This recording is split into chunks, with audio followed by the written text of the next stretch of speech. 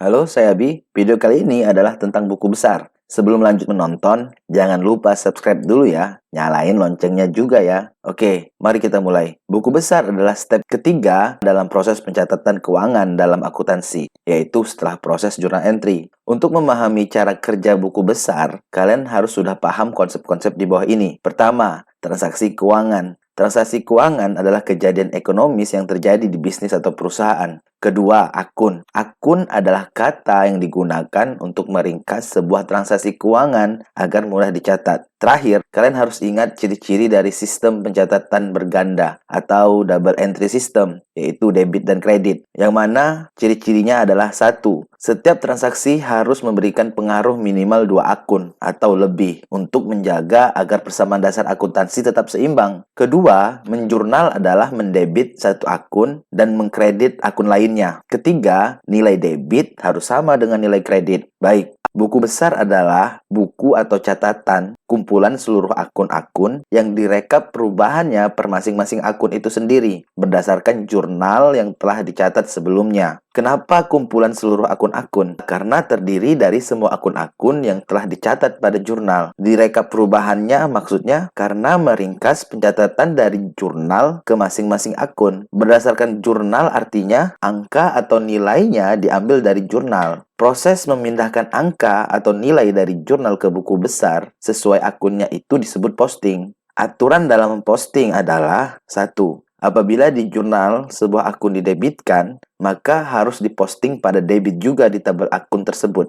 Kedua, apabila di jurnal sebuah akun dikreditkan, maka di posting harus pada kredit juga di akun tersebut. Ketiga, apabila setelah dijumlahkan nilai debit lebih besar, maka saldo akun tersebut pada buku besar harus di posisi debit. Keempat, apabila nilai setelah dijumlahkan nilai kredit lebih besar, maka saldo akun tersebut pada buku besar harus di posisi kredit. Untuk akun kelompok aset atau yang bersaldo normal di debit, seharusnya hasil posting sebelah debit lebih besar dari kredit. Jika tidak, akun tersebut akan bernilai minus. Untuk akun kelompok liabilitas atau yang bersaldo normal di kredit, seharusnya hasil posting sebelah kredit lebih besar daripada debit. Jika tidak, akun tersebut akan bernilai minus.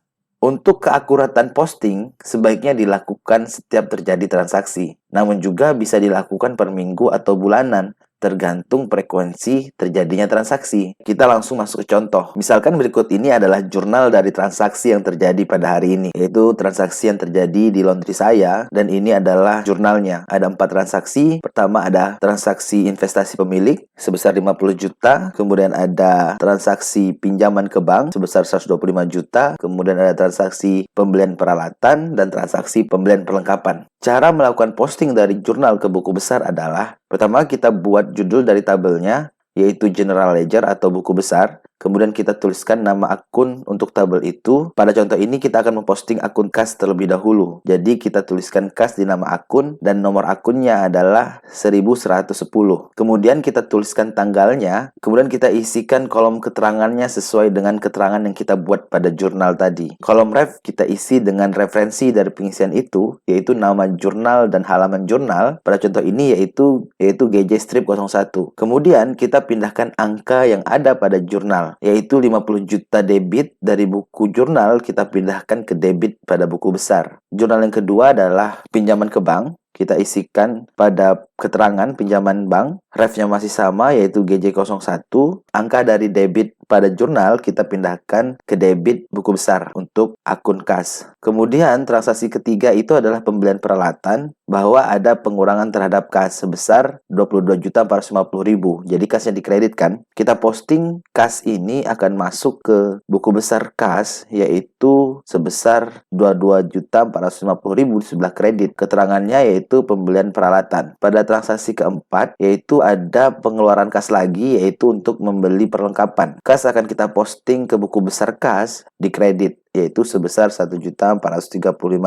Baik, kesimpulannya adalah buku besar dibuat untuk mengetahui dan menghitung jumlah masing-masing saldo akun dengan cepat dan tepat. Kemudian saldo itu akan dipergunakan untuk membuat trial balance atau neraca saldo. Membuat buku besar adalah sama dengan memposting. Memposting maksudnya adalah memindahkan angka dari jurnal ke dalam buku besar. Baik, Cukup sekian video kali ini. Terima kasih telah menonton.